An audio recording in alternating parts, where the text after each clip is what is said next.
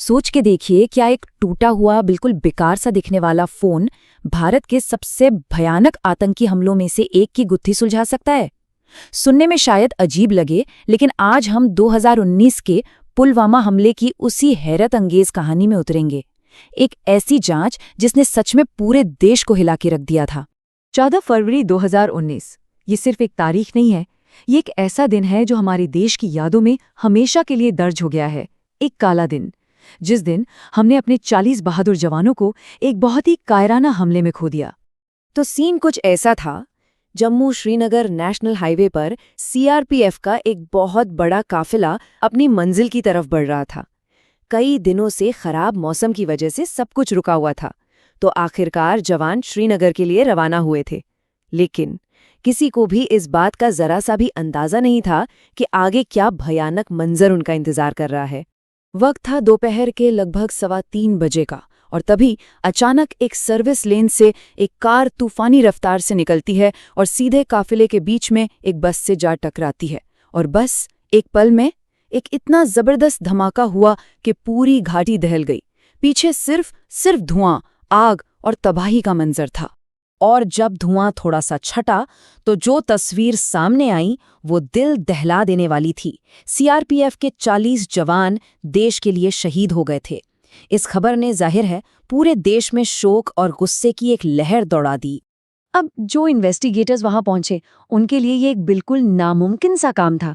सोचिए, हमलावर मर चुका था, गाड़ी के तो छितड़े उड़ चुके थे, और मौके पर सबूत के नाम पर लिटरली कुछ भी नहीं था। तो सबसे बड़ा सवाल यही था, इस ब्लाइंड केस को, जहां कोई सुराग ही नहीं, आखिर सुलझाया कैसे जाए, गुनाहगारों तक पहुंचा कैसे जाए। और इस मुश्किल चुनौती को सुलझाने का जिम्मा मिला नेशनल इन्वेस्टिगेशन एजेंसी यानी एनआईए को। पूरे देश की निगाहें अब बस उन पर टिकी हुई थी। उम्मीद थी कि शायद वही इस अंधेरे में रोशनी की कोई किरण ढूंढ निकाल लें। देखिए, एनआईए की जो जांच थी ना, वो किसी जासूसी कहानी से कम नहीं थी। सच में शुरुआत कहाँ से हुई? मलबे के ढेर से मिले एक बिल्कुल छोटे से मामूली से सुराग से, गाड़ी के शॉक अब्जॉर्बर का एक टुकड़ा, बस इतना सा। और यही वो पहली कड़ी थी जिसने आगे चलकर इस केस की पूरी पहेली को सुलझा दिया।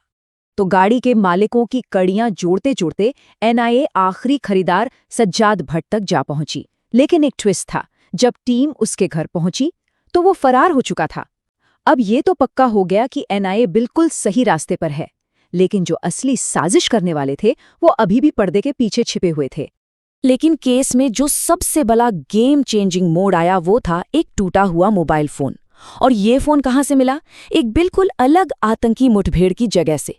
पहली नजर में फोन बिल्कुल कबाड़ लग रहा था, पर किसी को क्या पता था कि इस टूटे हुए कबाड़ के अंदर इस पूरे केस को खोलने की मास्टर की छिपी हुई है। एक ऐसा राज जो जांच की पूरी दिशा ही बदल देगा। तो ये जो टूटा हुआ फोन था ना, ये सिर्फ एक डिवाइस नहीं था। सोच लीजिए, ये पूरी साजिश की एक डिजिटल डायरी थी। और जैसे फोरेंसिक एक्सपर्ट्स ने इसका डेटा रिकवर करना शुरू किया, एक एक करके पुलवामा हमले के पीछे छिपे सारे चेहरे बेनकाब होने लगे। फोन के डेटा ने इन्वेस्टिगेटर्स को सीधे इस हमले के मास्टरमाइंड तक पहुंचा दिया। नाम था मोहम्मद उमर फारूक। ये शख्स जैश ए मोहम्मद के सरगना मसूद अजहर का भतीजा था, और कोई मामूली आतंकवादी नहीं, एक बेहद खतरनाक आईईडी एक्सपर्ट, जिसे खास तौर पर सिर्फ इसी मिशन के लिए पाकिस्तान से भारत भेजा गया था। और उमर ने यहाँ आकर स्थानीय लोगों का एक पूरा नेटवर्क बना लिया था। इसमें आत्मघाती हमलावर आदिल अहमद डार भी था, और वो लोग भी जो उसे पनाह दे रहे थे, गाड़ी का इंतजाम कर रहे थे, एक पूरा सेल। और अब एनआईए इस पूरे नेटवर्क को एक एक करके तोड़ रही थी। साजिश की हर कड़ी को जोड़ा जा रहा था। जांच में एक और चौंकाने वाली बात सामने आई, और वो थी इस साजिश की दुस्साहस।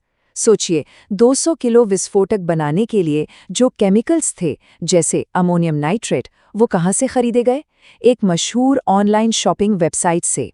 ये दिखाता है कि कैसे आतंकवाद हमारी रोजमर्रा की जिंदगी में घुसपैठ करने की कोशिश करता है।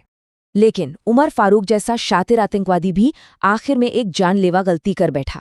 उसके पाकिस्तानी हैंडलर्स ने साफ साफ मना किया था फोन रखने से, पर उसने एक स्थानीय लड़की इंशा जान से बात करने के लिए वो फोन अपने पास रखा, और उसकी बस यही एक गलती पीछे वो डिजिटल सुराग छोड़ गई जिसने पूरी साजिश का भंडाफोड़ कर दिया। तो जब एनआईए की जांच से ये बिल्कुल साफ हो गया कि इसके पीछे पाकिस्तान का हाथ है, तब कहानी का रुख बदला। अब बात जांच की नहीं, जवाब की थी। अब वक्त था पुलवामा के घावों का बदला लेने का, एक ऐसा जवाब देने का जिसे दुश्मन कभी भूल न पाए। और भारत ने ज्यादा इंतजार नहीं किया। हमले के ठीक 12 दिन बाद भारतीय वायुसेना ने पाकिस्तान के अंदर बैठे आतंकियों के ठिकानों पर हमला करने के लिए एक टॉप सीक्रेट ऑपरेशन लॉन्च किया, कोड नेम ऑपरेशन बंदर। ये जो जवाबी कार्रवाई थी, ये बहुत ही तेज और बिल्कुल सटीक थी। रात के अंधेरे में 12 मिराज 2000 लड़ाकू विमानों ने नियंत्रण रेखा को पार किया और सिर्फ 21 मिनट के अंदर पाकिस्तान के बालाकोट में जैश के सबसे बड़े आतंकी कैंप पर 1000 किलो बम गिराकर उसे नेस्तनाबूद कर दिया।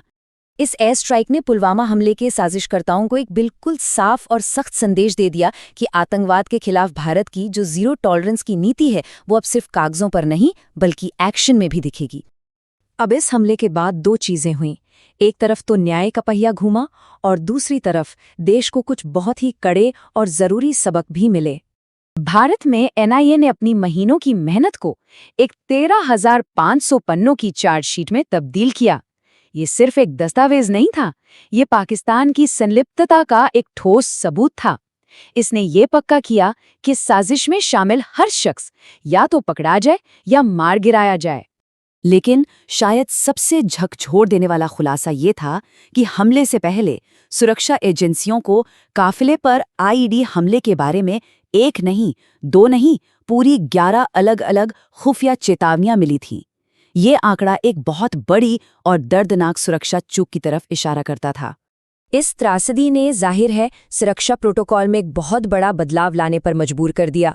सबसे बड़ा फैसला ये लिया गया कि अब जो संवेदनशील रूट्स हैं, वहां पर जवानों की मूवमेंट सड़क से नहीं बल्कि हवाई मार्ग से होगी, ताकि भविष्य में इस तरह के हमलों से बचा जा सके।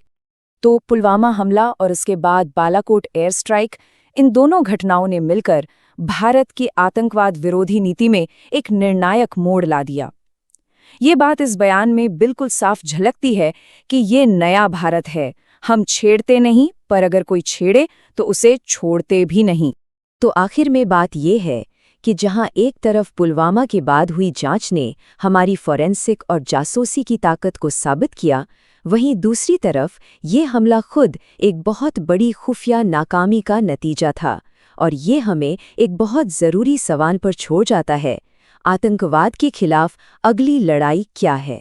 हम भविष्य में ऐसे हमलों को होने से पहले आखिर रोकेंगे कैसे?